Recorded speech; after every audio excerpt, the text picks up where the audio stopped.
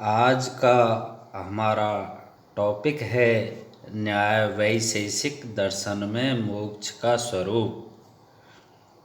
अब हम चर्चा करते हैं मोक्ष अर्थात अपवर्ग के लक्षण के बारे में। आत्मा किस प्रकार से मोक्ष प्राप्त कर सके, यही प्रत्येक भारतीय दर्शन का प्रमुख उद्देश्य है। न्याय दर्शन में भी तत्वज्ञान का अनुसंधान इसलिए किया जाता है कि उसके द्वारा जीवन के लक्ष्य की प्राप्ति हो सके। मोक्ष का वर्णन विभिन्न दर्शनों में भिन्न भिन्न प्रकार से किया गया है। नैयायिकों के अनुसार मोक्ष दुख के पूर्ण निरोध की अवस्था है। इसे वे अपवर्ग कहते हैं। अपवर्ग का तात्पर्य शरीर और इंद्रियों के बंधनों से आत्मा का विमुक्त होना है। अर्थात जब तक आत्मा शरीर ग्रस्त रहता है तब तक इसके लिए दुखों का पूर्ण विनाश संभव नहीं है। इंद्रिय सहित शरीर के वर्तमान रहने पर हम उसका अनुचित एवं अप्रिय वस्तुओं के साथ संपर्क रोक नहीं सकते हैं और फलस्वरूप दुखों से बच नहीं सकते हैं। इसके बाद मोक्ष तभी मिल सकता है जब हम शरीर और इंद्रियों के बंधनों से मुक्त हो जाएं। किंतु शरीर से मुक्त होने पर आत्मा के दुखों का ही केवल अंत नहीं होता है, अपितु उनके दुखों का भी अंत हो जाता है, क्योंकि इनमें किसी भी प्रकार की अनुभूति अवशिष्ट नहीं रहती। अतः मोक्ष की अवस्था में आत्मा शरीर से पूर्णतया मुक्त होकर सुख दुख से परे हो जाता है, अर्थात बिल्कुल अचेतन हो जाता है।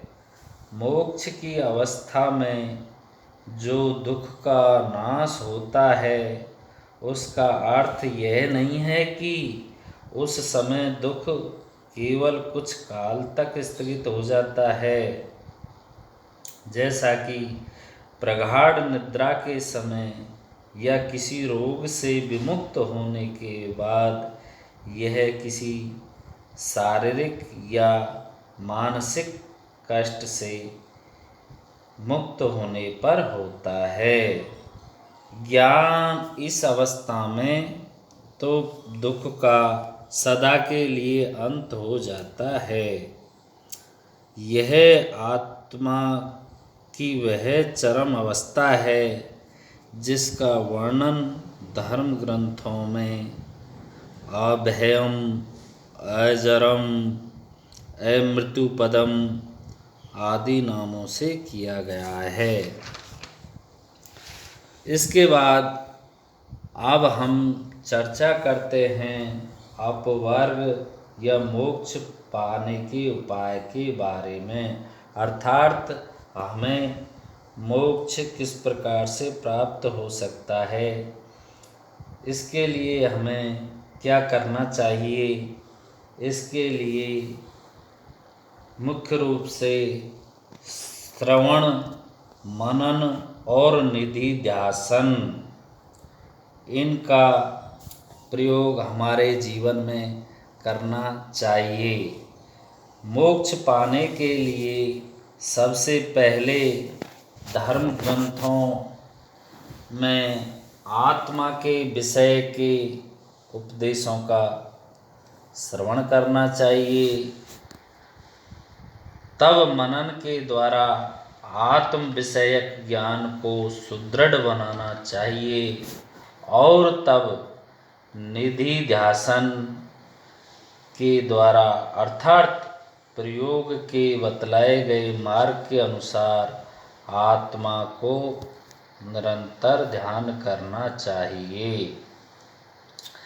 इससे यह लाभ होता है कि मनुष्य आत्मा को शरीर से भिन्न समझने लगता है। तब उसके द्वारा इस मिथ्या ज्ञान का अंत हो जाता है कि मैं शरीर हूँ और मन हूँ। तब वह वासनाओं और प्रवृत्तियों से परिचालित नहीं होता है। इस प्रकार से जब मनुष्य वासनाओं और प्रवृत्तियों से मुक्त हो जाता है तो उसके वर्तमान कर्मों का उस पर कुछ भी प्रभाव नहीं पड़ता, क्योंकि तब तो वह कोई भी कर्म बिल्कुल निष्काम भाव से करता है। अपने संचित कर्मों का फल भोग लेने पर फिर वह जन्म ग्रहण के चक्र में नहीं पड़ता और इस प्रकार से पुनर्जन्म का अंत हो जाने पर शरीर के बंधनों का और साथ साथ दुखों का भी अंत हो जाता है। यही नैयायिकों के अनुसार मोक्ष या अपवर्ग है। धन्यवाद।